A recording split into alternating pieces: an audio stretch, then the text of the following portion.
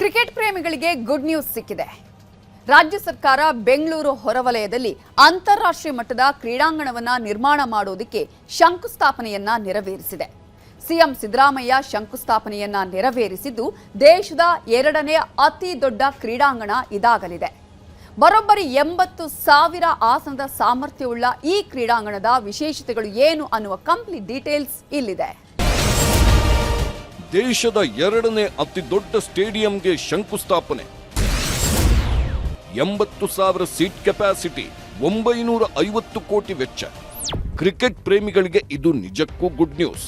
ಯಾಕಂದ್ರೆ ಬೆಂಗಳೂರಿನಲ್ಲೇ ಎರಡನೇ ಅಂತಾರಾಷ್ಟ್ರೀಯ ಕ್ರಿಕೆಟ್ ಸ್ಟೇಡಿಯಂ ನಿರ್ಮಾಣವಾಗ್ತಿದೆ. ಬೆಂಗಳೂರು ನಗರದ ಹೊರವಲಯದಲ್ಲಿರುವ ಆನೇಕಲ್ ತಾಲೂಕಿನ ಇಂಡ್ಲವಾಡಿ ಬಳಿಯ ಸೂರ್ಯನಗರ ಕ್ರೀಡಾಗ್ರಾಮದಲ್ಲಿ ಕ್ರಿಕೆಟ್ ಸ್ಟೇಡಿಯಂ ಸ್ಥಾಪನೆ ಮಾಡಲು ಶಂಕುಸ್ಥಾಪನೆ ನೆರವೇರಿಸಲಾಗಿದೆ. ಇದು ಭಾರತದ ಎರಡನೇ ಅತಿದೊಡ್ಡ ಕ್ರಿಕೆಟ್ ಸ್ಟೇಡಿಯಂ ಆಗಲಿದ್ದು 950 ಕೋಟಿ ರೂಪಾಯಿ ವೆಚ್ಚದಲ್ಲಿ ನಿರ್ಮಾಣ ಮಾಡಲು ರಾಜ್ಯ ಸರ್ಕಾರ ತೀರ್ಮಾನ ಮಾಡಿದೆ. ಸಿಎಂ ಸಿದ್ದರಾಮಯ್ಯರಿಂದ ಈಗ ಭೂಮಿ ಪೂಜೆ ಹಾಗೂ ಶಂಕುಸ್ಥಾಪನೆ ಕಾರ್ಯಕ್ರಮ ನಡೆದಿದೆ. ಈ ವೇಳೆ ಕಾರ್ಯಕ್ರಮದಲ್ಲಿ ಡಿಸಿಎಂ ಡಿಕೆ ಶಿವಕುಮಾರ್, ವಸತಿ ಸಚಿವ ಜಮೀರ್ ಅಹಮದ್ ಖಾನ್, ಗೃಹ ಸಚಿವ ಡಾಕ್ಟರ್ ಜಿ ಪರಮೇಶ್ವರ್, ಕರ್ನಾಟಕ ಗೃಹ ಮಂಡಳಿ ಅಧ್ಯಕ್ಷ ಶಿವಲಿಂಗೇಗೌಡ, ಆನೇಕಲ್ ಶಾಸಕ ಬಿ ಶಿವಣ್ಣ ಹಾಗೂ ಮಾಜಿ ಸಂಸದ ಡಿಕೆ ಸುರೇಶ್ ಸೇರಿದಂತೆ ಹಲವು ಗಣ್ಯರು ಭಾಗವಹಿಸಿದ್ದರು. ಅಂದಹಾಗೆ ಈ ಶಂಕುಸ್ಥಾಪನೆ ಕಾರ್ಯಕ್ರಮಕ್ಕೆ ಕಳೆದ 1 ವಾರದಿಂದ ಸಿದ್ಧತೆ ನಡೆಸಲಾಗಿತ್ತು. ಸುಮಾರು 1 ಎಕರೆ ಪ್ರದೇಶದಲ್ಲಿ ಜರ್ಮನ್ ಟೆಂಟ್ ಹಾಕಲಾಗಿತ್ತು. ವೇದಿಕೆ ಮೇಲೆ 100 ಜನರು ಕೂರೋದಕ್ಕೆ ವೇದಿಕೆ ಕೆಳಭಾಗದಲ್ಲಿ 1 ಲಕ್ಷ ಮಂದಿಗೆ ಆಸನ ವ್ಯವಸ್ಥೆ ಕಲ್ಪಿಸಲಾಗಿತ್ತು. ಈಗ ಅದೇ ವೇದಿಕೆಯಲ್ಲಿ ಸಿಎಂ ಸಿದ್ದರಾಮಯ್ಯ ದೇಶದ ಎರಡನೇ ಅತಿ ದೊಡ್ಡ ಕ್ರಿಕೆಟ್ ಸ್ಟೇಡಿಯಂಗೆ ಶಂಕುಸ್ಥಾಪನೆ ನೆರವೇರಿಸಿದ್ದಾರೆ. ಕರ್ನಾಟಕ ಗೃಹ ಮಂಡಳಿ ವತಿಯಿಂದ ಸ್ಟೇಡಿಯಂ ನಿರ್ಮಾಣ. ಈ ಕ್ರಿಕೆಟ್ ಸ್ಟೇಡಿಯಂ ಅನ್ನ ನಿರ್ಮಾಣ ಮಾಡ್ತಾ ಇರೋದು ಕರ್ನಾಟಕ ಗೃಹ ಮಂಡಳಿ. ಈ ಸ್ಟೇಡಿಯಂ ನಿರ್ಮಾಣವಾದ್ಮೇಲೆ ಅಹಮದಾಬಾದ್ನಲ್ಲಿರುವ ನರೇಂದ್ರ ಮೋದಿ ಸ್ಟೇಡಿಯಂ ಬಿಟ್ರೆ ಇದೇ ಅತಿ ದೊಡ್ಡ ಸ್ಟೇಡಿಯಂ ಆಗಲಿದೆ. ಕೋಲ್ಕತ್ತಾದ ಈಡನ್ ಗಾರ್ಡನ್ ಸ್ಟೇಡಿಯಂ ಅನ್ನ ಬೆಂಗಳೂರಿನ ಈ ಸ್ಟೇಡಿಯಂ ಸೀಟ್ ಕೆಪಾಸಿಟಿಯಲ್ಲಿ ಹಿಂದಿಕ್ಕಲಿದೆ. ಮೋದಿ ಸ್ಟೇಡಿಯಂನಲ್ಲಿ 1,32,000 ಸೀಟ್ ಕೆಪಾಸಿಟಿ. ಬೆಂಗಳೂರಿನ ಹೊಸ ಸ್ಟೇಡಿಯಂನಲ್ಲಿ 80,000 ಆಸನ ಸಾಮರ್ಥ್ಯ. ಈಡನ್ ಗಾರ್ಡನ್ ಸ್ಟೇಡಿಯಂನಲ್ಲಿ 68,000 ಸೀಟ್ ಕೆಪಾಸಿಟಿ.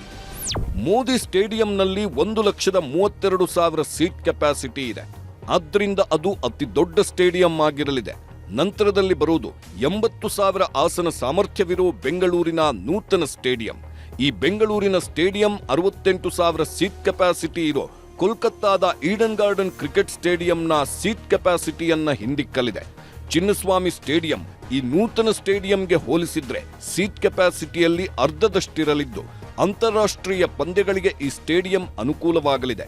ಬೆಂಗಳೂರಿನ ಹೊರವಲಯದಲ್ಲಿರೋದ್ರಿಂದ ವಾಹನ ಸಂಚಾರವೂ ಸುಗಮವಾಗಿರಲಿದೆ. ಇದಷ್ಟೇ ಅಲ್ಲ, ಇನ್ನೂ ಹಲವು ವಿಶೇಷತೆಗಳು ಈ ಸ್ಟೇಡಿಯಂಗಿದೆ. 100 ಎಕರೆ ವಿಶಾಲವಾದ ಕ್ರೀಡಾ ಸಂಕೀರ್ಣ ನಿರ್ಮಾಣ ಮಾಡಲಾಗಿದೆ.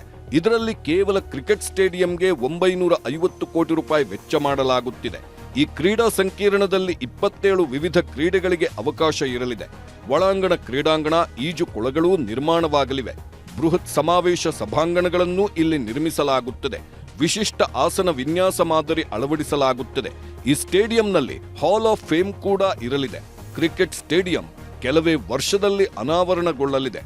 ನೂತನ ಸ್ಟೇಡಿಯಂನಲ್ಲಿ ಆಸನಗಳ ವಿನ್ಯಾಸವನ್ನ ಅಮೆರಿಕಾದ ಪ್ರಸಿದ್ಧ ಟೆಕ್ಸಾಸ್ನ AT&T ಸ್ಟೇಡಿಯಂ ಹಾಗೂ ಲ್ಯೂಕಾಸ್ ಆಯಿಲ್ ಸ್ಟೇಡಿಯಂ ಮಾದರಿಯಲ್ಲಿ ರೂಪಿಸಲಾಗುತ್ತಿದೆ ಅನ್ನೋದು ತಿಳಿದು ಬಂದಿದೆ. ಸ್ಟೇಡಿಯಂನ ಮುಂಭಾಗದ ವಿನ್ಯಾಸ ಕರ್ನಾಟಕದ ಸಾಂಸ್ಕೃತಿಕ ಪರಂಪರೆ ಮತ್ತು ಕ್ರಿಕೆಟ್ ಇತಿಹಾಸ ಬಿಂಬಿಸಲಿದೆ. ಜೊತೆಗೆ ಹಾಲ್ ಆಫ್ ಫೇಮ್ ಸಹ ಇರಲಿದ್ದು ದಿಗ್ಗಜ ಆಟಗಾರರ ನೆನಪೂ ಇದರಲ್ಲಿ ಇರಲಿದೆ. ಬೊಮ್ಮಸಂದ್ರ ಮತ್ತು ಎಲೆಕ್ಟ್ರಾನಿಕ್ ಸಿಟಿ IT ಕಾರಿಡಾರ್ಗೆ ಹತ್ತಿರವಿರುವುದರಿಂದ ಇದು ಬೆಂಗಳೂರಿನ ಕ್ರೀಡಾ ಮೂಲ ಸೌಕರ್ಯಕ್ಕೆ ಹೊಸ ದಿಕ್ಸೂಚಿ ಆಗಲಿದೆ. ಶಾಲೆ, ಕಾಲೇಜು ಹಾಗೂ ರಾಜ್ಯ ಮಟ್ಟದ ಕ್ರೀಡಾಕೂಟಗಳಿಗೂ ಅವಕಾಶ ಕಲ್ಪಿಸುವ ಮೂಲಕ ಸ್ಥಳೀಯ ಪ್ರತಿಭೆಗಳನ್ನು ಬೆಳೆಸುವ ಉದ್ದೇಶ ಹೊಂದಲಾಗಿದೆ. ಈಗ ಸದ್ಯಕ್ಕೆ ಸಿಎಂ ಸಿದ್ದರಾಮಯ್ಯ ಶಂಕುಸ್ಥಾಪನೆ ನೆರವೇರಿಸಿದ್ದಾರೆ. ಶಂಕುಸ್ಥಾಪನೆ ನಂತರ ಮಾತಾಡಿದ ಸಿಎಂ ಸಿದ್ದರಾಮಯ್ಯ ಅತ್ಯಂತ ಸಂತೋಷದಿಂದ ಶಂಕುಸ್ಥಾಪನೆ ಮಾಡಿದ್ದೇನೆ ಎಂದಿದ್ದಾರೆ. ಸೂರ್ಯ ಸಿಟಿಯಲ್ಲಿ ಕ್ರೀಡಾಂಗಣದ ಜೊತೆಗೆ ಕ್ರೀಡಾ ಗ್ರಾಮವೂ ಆಗುತ್ತದೆ ಎಂದು ಸೂರ್ಯನಗರದಲ್ಲಿ ಸಿಎಂ ಸಿದ್ದರಾಮಯ್ಯ ಘೋಷಣೆ ಮಾಡಿದ್ದಾರೆ. ಗುಜರಾತ್ನಲ್ಲಿರ್ತಕ್ಕಂಥದ್ದು ಅಂತಾರಾಷ್ಟ್ರೀಯ ಕ್ರಿಕೆಟ್ ಸ್ಟೇಡಿಯಂ ಅದು 90,000 ಆಸನಗಳುಳ್ಳ ಒಂದು ಕ್ರಿಕೆಟ್ ಸ್ಟೇಡಿಯಂ. ಅದಾದ ನಂತರ ಎರಡನೆಯದು ಕರ್ನಾಟಕದ್ದು ಇವತ್ತು ಏನು ಶಂಕುಸ್ಥಾಪನೆ ಆಗ್ತಾ ಇದೆ, ಆನೇಕಲ್ ತಾಲೂಕಿನ ಜಿಗಣಿ ಹೋಬಳಿಯ 4ನೇ ಹಂತದ ಬಡಾವಣೆಯಲ್ಲಿ ಈ ಕ್ರೀಡಾಂಗಣ ನಿರ್ಮಾಣ ಆಗ್ತಾ ಇದೆ.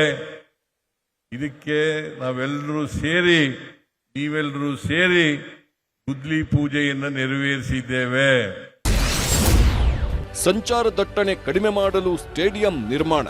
ಬೆಂಗಳೂರಿನ ಟ್ರಾಫಿಕ್ ದಟ್ಟಣೆ ಕಡಿಮೆ ಮಾಡಲು ಇಲ್ಲಿ ಸ್ಟೇಡಿಯಂ ನಿರ್ಮಾಣ ಮಾಡುತ್ತಿದ್ದೇವೆ. ದಾರಿ ಇದ್ದ ಕಡೆ ನಡೆಯಬೇಕು, ದಾರಿ ಇಲ್ಲದಿದ್ರೆ ದಾರಿ ಮಾಡಿಕೊಂಡು ನಡೆಯಬೇಕು. ಕನಸಿಲ್ಲ ಅಂದ್ರೆ ಯಾವ ದಾರಿಯನ್ನೂ ಹುಡುಕಲು ಸಾಧ್ಯವಿಲ್ಲ ಎಂದಿದ್ದಾರೆ ಡಿಸಿಎಂ ಡಿಕೆಶಿ. ನನಗೆ ಮುಖ್ಯಮಂತ್ರಿಗಳಿಗೆ ಜಮೀರ್ ಅಹಮದ್ ಖಾನ್ ರವರು, ಶಿವಣ್ಣವರು ಎಲ್ಲ ಸೇರಿ, ಶಿವಲಿಂಗೇಗೌಡರು ಮುಖ್ಯಮಂತ್ರಿಗಳಿಗೆ ಒಂದು ಕೃಷ್ಣ ಕೊಟ್ರು. ಕೃಷ್ಣನ ಒಂದು ದೊಡ್ಡ ವಿಗ್ರಹ. ನನಗೆ ವಿನಾಯಕನ ಕೊಟ್ರು. ಕೃಷ್ಣ ಬಹಳ ದೊಡ್ಡ ದೇವರು. ವಿನಾಯಕ ಎಲ್ಲ ವಿಘ್ನಗಳನ್ನ ನಿವಾರಣೆ ಮಾಡುವಂತ ವಿನಾಯಕನನ್ನು ನನಗೆ ಕೊಟ್ರು. ವಿಜಯಕ್ಕೆ ನಾಯಕ ವಿನಾಯಕನ ಕೂಡ. ಸೊ ಅದಕ್ಕೆ ಅವರಿಗೆ ನಾನು ಅಭಿನಂದನೆಗಳನ್ನ, ಧನ್ಯವಾದಗಳನ್ನ ಅರ್ಪಿಸಲಿಕ್ಕೆ ನಾನು ಬಯಸ್ತಾ ಇದ್ದೇನೆ. ಸಚಿವ ಜಮೀರ್ ಅಹಮದ್ ಖಾನ್ ಈ ಕುರಿತು ಮಾತಾಡಿದ್ದು, ಈ ಭಾಗದಲ್ಲಿ ಬಹಳ ವರ್ಷದ ಕನಸು ಇಂದು ನನಸಾಗಿದೆ. 3,000 ಎಕರೆ ಸ್ವಾಧೀನ ಮಾಡಿಕೊಂಡಾಗ ಅಚ್ಚುಕಟ್ಟಾದ ಕ್ರೀಡಾಂಗಣಕ್ಕೆ ಬೇಡಿಕೆ ಇಟ್ಟಿದ್ರು. ಹಿಂದಿನ ಬಿಜೆಪಿ ಸರ್ಕಾರದಲ್ಲಿ ಡಿಕೆ ಸುರೇಶ್ ಪ್ರಯತ್ನ ಈಡೇರಲಿಲ್ಲ. ಈಗ ಆ ಕನಸು ನನಸಾಗಿದೆ ಎಂದಿದ್ದಾರೆ ಜಮೀರ್ ಅಹಮದ್. ನಮ್ಮ ಲೋಕಸಭಾ ಸದಸ್ಯರಾದಂಥ, ಮಾಜಿ ಸದಸ್ಯರಾದಂಥ ಡಿಕೆ ಸುರೇಶ್ ಅವರು ಬಹಳಷ್ಟು ಪ್ರಯತ್ನ ಮಾಡಿದ್ರು. ಬಿಜೆಪಿ ಕಾಲದಲ್ಲಿ ಸೋಮಣ್ಣ ವಸತಿ ಸಚಿವರುವಾಗ ಬಹಳ ಪ್ರಯತ್ನ ಮಾಡಿದ್ರು, ಇಲ್ಲಿ ಇಂಟರ್ನ್ಯಾಷನಲ್ ಸ್ಟೇಡಿಯಂ ಮಾಡಬೇಕಂತ. ಅದಾಗಲಿಲ್ಲ. ನಮ್ಮ ಸರ್ಕಾರ 2023 ನಮ್ಮ ಸರ್ಕಾರ ಬಂದಾದಮೇಲೆ, ನಾನು ವಸತಿ ಮಂತ್ರಿ ಆದಮೇಲೆ ನನ್ನನ್ಸಿಗೆ 10 ಬಾರಿ ಇಲ್ಲ 100 ಬಾರಿ ಬಂದು ನಾನು ಒತ್ತಡ ಮಾಡಿ ಡಿಕೆ ಸುರೇಶ್ ಅವರು ಇಲ್ಲಿ ಇಂಟರ್ನ್ಯಾಷನಲ್ ಸ್ಟೇಡಿಯಂ ಆಗಲೇಬೇಕಂತ ಹೇಳ್ಬಿಟ್ಟು ಇವತ್ತು ಒತ್ತಡ ಮಾಡಿ ಇವತ್ತು ಏನು ಗುದ್ಲಿ ಪೂಜೆನ ಮಾಡಿದ್ದಾರೆ, ಇವತ್ತು ನಾವು ಮಾಡಿದ್ದೀವಿ. ಅದು ಟೋಟಲ್ ಕ್ರೆಡಿಟ್ ನನ್ನ ಮಾಜಿ ಲೋಕಸಭಾ ಸ್ನೇಹಿತರು, ನಮ್ಮ ನಾಯಕರಾದಂಥ ಡಿಕೆ ಸುರೇಶ್ ಅವರಿಗೆ ಹೋಗಬೇಕು. ಕೆಲವೇ ವರ್ಷಗಳಲ್ಲಿ ನೂತನ ಸ್ಟೇಡಿಯಂ ನಿರ್ಮಾಣವಾಗಲಿದೆ. ಚಿನ್ನಸ್ವಾಮಿ ಸ್ಟೇಡಿಯಂ ಮೇಲಿನ ಒತ್ತಡ ಕಡಿಮೆಯಾಗಲಿದೆ. ಅಂತಾರಾಷ್ಟ್ರೀಯ ಪಂದ್ಯಗಳನ್ನ ಈ ಸ್ಟೇಡಿಯಂ ಆಕರ್ಷಿಸಲಿದ್ದು, ದೇಶದ ಮಟ್ಟಿಗೆ ಇತಿಹಾಸ ಸೃಷ್ಟಿಸಲಿದೆ.